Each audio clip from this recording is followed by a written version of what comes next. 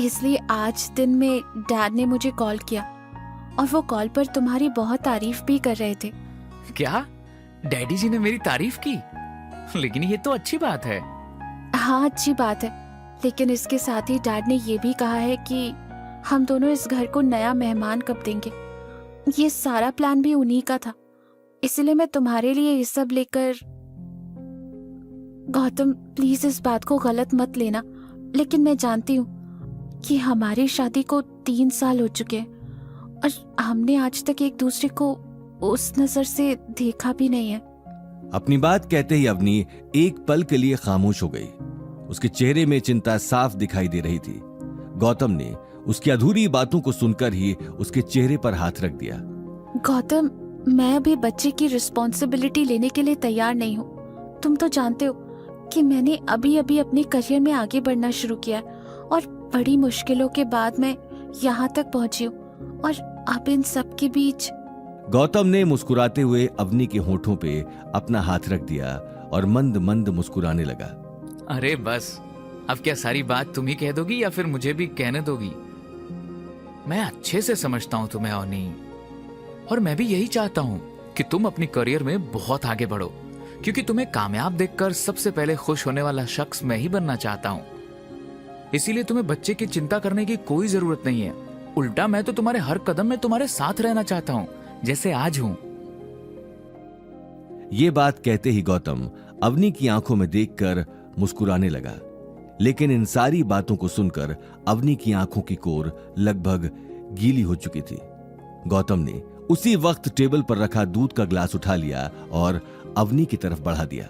अच्छा, अब बहुत हुई है सीरियस बातें। अब तुम अग्रवाल ग्रुप की डिजाइन डायरेक्टर बन चुकी हो, और तुम्हारा इन छोटी छोटी बातों पर ध्यान देना शोभा नहीं देता।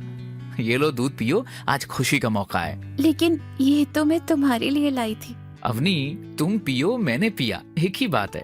अवनी ने मुस्कुराते हुए दूध का गिलास खत्म कर दिया। गौतम अब धीरे धीरे अवनी के दिल में एक अलग ही जगह बना रहा था। गौतम, थैंक यू पासेस के लिए। अरे ये कैसी बातें कर रही हो? तुम मेरी वाइफ हो और आखिरकार मैं घर जमाई हूँ, फिर ये तो मेरा फर्ज बनता है। प्लीज इन छोटी छोटी बातों के लिए मुझे सॉरी वॉरी मत बोला करो। लेकिन अब मैं पापा को क्या जवाब दूंगी? वो कल मुझसे। तुम चिंता मत करो, डैडी जी से मैं बात कर लूंगा। नहीं नहीं, मैं एक काम करती हूँ, मैं खुद ही बात कर लूंगी, वही ठीक रहेगा। मैं उन्हें सच बता दूंगी कि मैं अभी अपने करियर पर फोकस करना चाहती हूँ। गौतम ने आगे कुछ नहीं कहा। कुछ देर दोनों इसी तरह एक दूसरे से बात करते रहे। आज बहुत दिनों बाद दोनों ने इतना लंबा और अच्छा वक्त साथ में बिताया था। देखते ही देखते दोनों की कब आंख लग गई, किसी को इस बात का पता नहीं चला। अगली सुबह अनिल उठते ही ऑक्शन में जाने के लिए रेडी हो गया। उसने इस ऑक्शन में जाने के लिए एक सूट पहले से ही रिजर्व किया हुआ था। गौतम भी टाइम से रेडी होकर हॉल में आ चुका था। वो दोनों ही आज किसी तरह की देर नहीं करना चाहते थे। चलो गौतम भाई, कितना टाइम लगाओगे? मैं आज 1 मिनट भी लेट नहीं होना चाहता हूं। अनिल ने अपनी टाई ठीक करते हुए गौतम को आवाज दी और गेट से बाहर निकल गया। हाँ डैडी जी, आया। गौतम तुरंत कार की चाबी लेकर बाहर चला गया। दोनों अगले ही पल उम्मेद भवन जाने के लिए निकल गए। कुछ ही देर में गौतम ने उम्मेद भवन की पार्किंग में जाकर कार पार्क कर दी, लेकिन कार से उतरते ही अनिल और गौतम दोनों की ही आंखें हैरानी से चौड़ी हो गईं, क्योंकि उम्मेद भवन को बहुत सुंदर तरीके से सजाया हुआ था और होटल के बाहर बहुत महंगी महंगी कारों की लाइंस लगी हुई थी। रिपोर्टर्स के साथ मीडिया के बड़े बड़े चैनल्स की गाड़ियां भी एक तरफ लगी हुई थी। इस पूरे माहौल को देखकर इस साफ मालूम चल रहा था, आज उम्मेद भवन में होने वाला ये ऑक्शन जोधपुर का सबसे बड़ा ऑक्शन था। अनिल की आंखें तो ये सारा माहौल देखकर ही चकरा चुकी थीं। दोनों पार्किंग से धीरे धीरे अंदर की तरफ बढ़ने लगे। जोधपुर के बहुत बड़े बड़े बिजनेसमैन गेट के एक तरफ खड़े होकर एक दूसरे से बात कर रहे थे। गौतम सभी को देख ही रहा था कि तभी उसे पीछे से आवाज सुनाई दी, गौतम तुम यहां?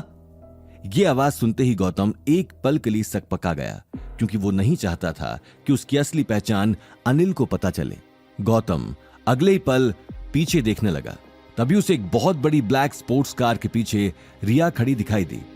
रिया को देखते ही गौतम ने अपनी नजरें घुमा लीं और अनिल के साथ होटल के गेट की तरफ चला गया। आगे की कहानी जानने के लिए देखिए अगला एपिसोड सिर्फ पॉकेट एफएम के यूट्यूब चैनल पर और रॉयल वारिस के सारे एपिसोड्स को सुनने के लिए डिस्क्रिप्शन में दी लिंक से डाउनलोड करें पॉकेट एफएम ऐप।